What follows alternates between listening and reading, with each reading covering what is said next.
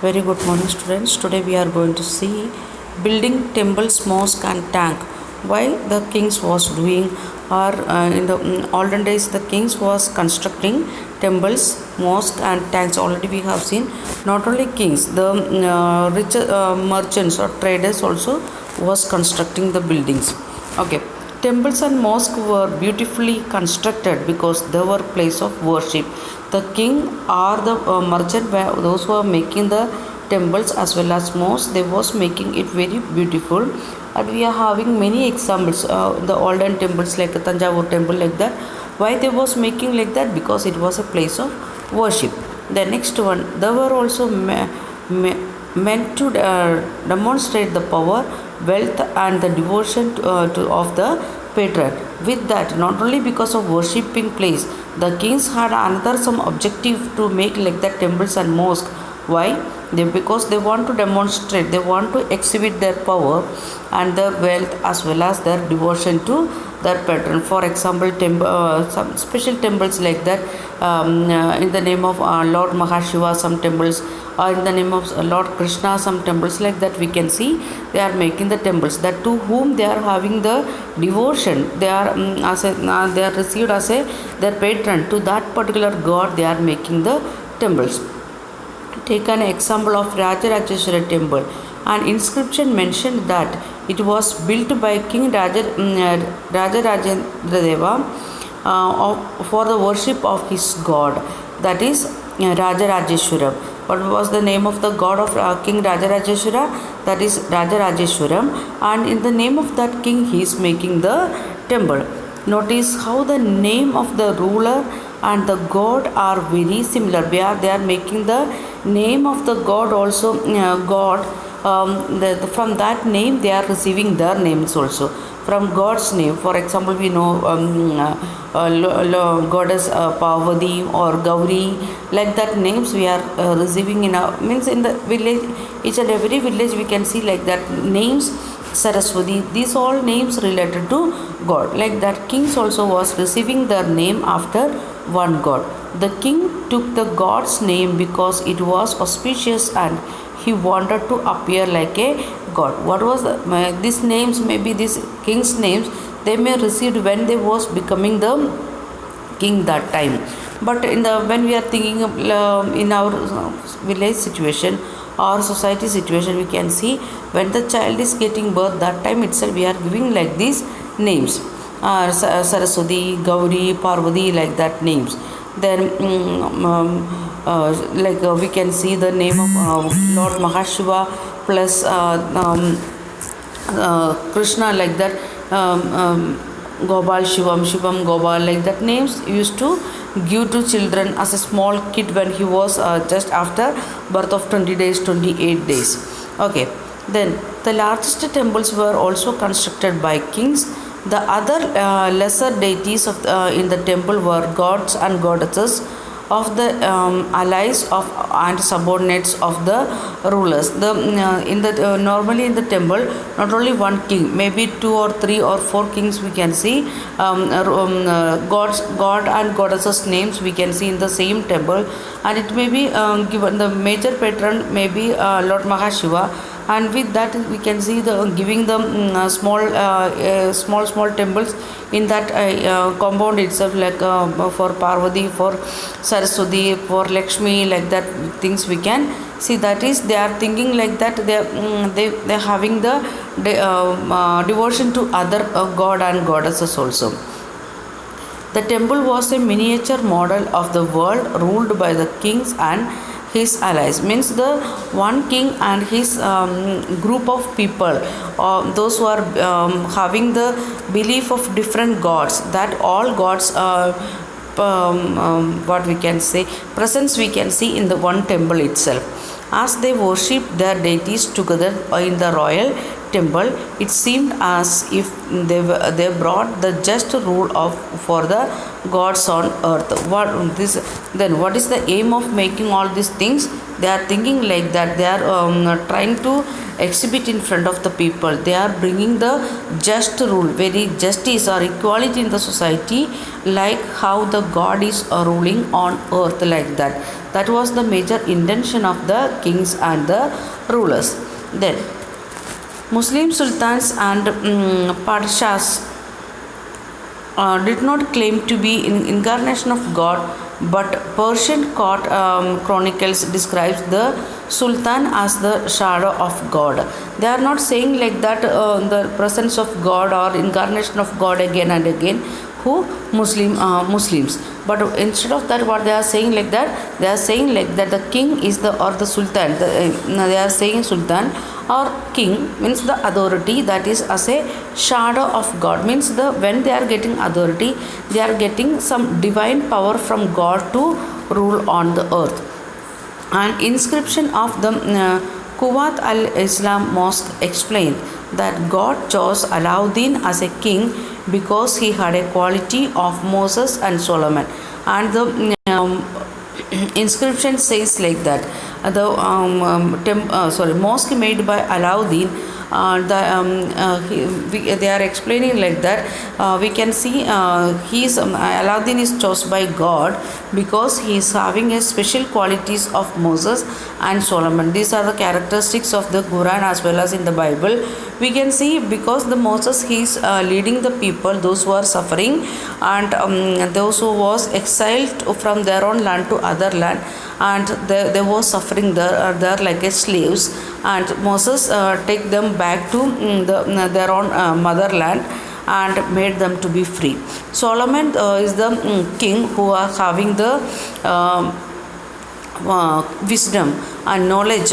He received wisdom and knowledge from God, and whenever he was giving the judgment, it was very just to each and every person. Like the two kings means the two leaders of the major leaders of the Jewish community, they are saying like that, or their characteristics we can see in Alauddin like that, the inscription saying. Then the great lawgiver of the past, who given the law, Moses given law for God, and Solomon he explained that one very detailed way to the people. And the greatest lawgiver and architect was God himself. And what Muslims they are thinking, the great God lawgiver as well as the architect, that is God himself, and he created the world out of chaos and introduced order and symmetry. The Muslims they are saying, Islam religion they is saying like that God created everything from where from emptiness, or where there was many confusion. From that God made the world, and it is God given an order and system the world like that. For example, solar system and other things we can see, and still it is following the orbit. Any one planet is not coming and touching other planet, like that thing order we can see. So Islam religion saying like that real lawgiver and the architect, it is God he himself, and because of that one the order it is still existing in the world.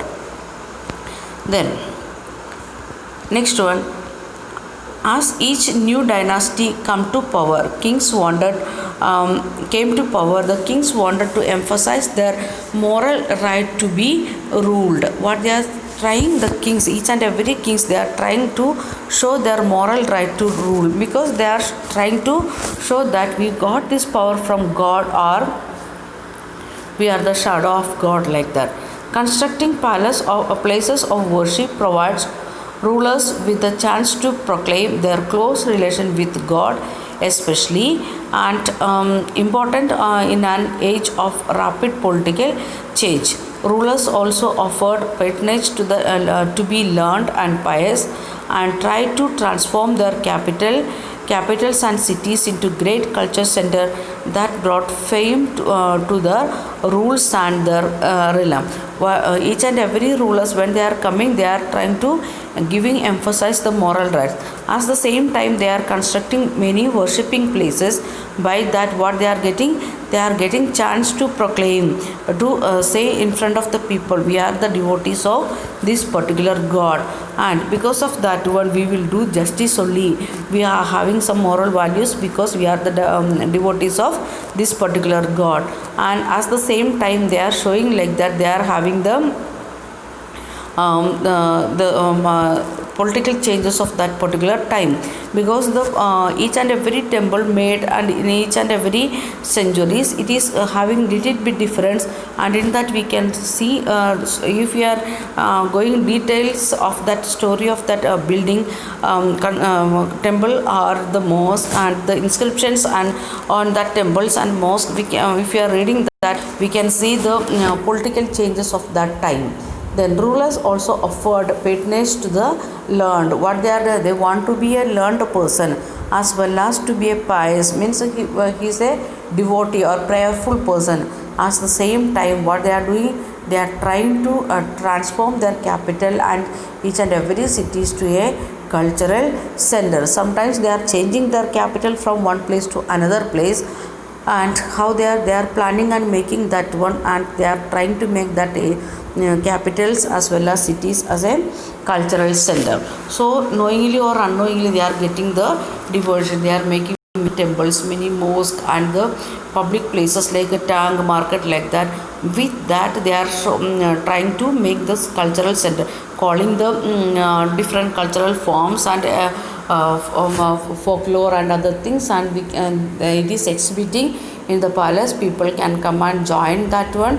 So it knowingly or unknowingly, like that, the cities and the capitals becoming the cultural centers in that area. Then it was widely believed that the rulers of the just king would be an age of plenty, when the heavens would not withhold rain. At the same time, making precious water available by constructing tanks and reservoirs were highly praised.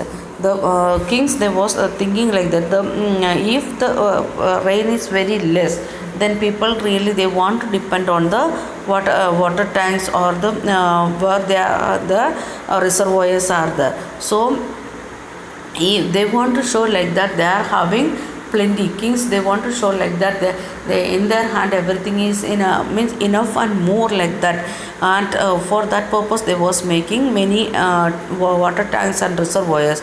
That's why they was getting the praise from the people, because it was a precious thing, especially if you are going to north and northern states like Madhya Pradesh or Rajasthan, where we can see the major temples and this mosque are the constructed by the Mughal kings or the Delhi Sultan, and like that. And they are making the reservoir with that their palace as well as the near to the temples or mosque. And we can see here it is given the picture also, the golden temple with the holy reservoir tanker in Amritsar. And with that temple itself they are making the enough area for keeping water for the people. Then Sultan Iltutmish won a universal respect for constructing a large reservoir just outside Delhi Kuna. It was called the Haus-i-Sultani, or the King's Reservoir. The one of the famous king who got the praise from the people because of the construction of tank, that was Iltutmish. That is one of the Delhi Sultanate, king from Delhi Sultanate. And can we find it map 1 in chapter 3? Rulers often constructed tanks and reservoirs, big and small, for the use of by ordinary people. Sometimes these tanks and reservoirs were the part of temple or mosque. And we can see in near to the many temples, even in Tamil Nadu or Kerala we can see. And wherever we are getting rain, enough and more rain, there also we can see with the temples, near to the temple we can see the water tanks, or like a pond or a small well, or a Gurudwara, or a place, worshipping place of Sikh religion. In there also we can see Sikh religion, they are also having the same condition water reservoir. That example it is given here, the Harmadar Sahib, that is the golden temple, and with that the water reservoir. Okay, we will continue in next video.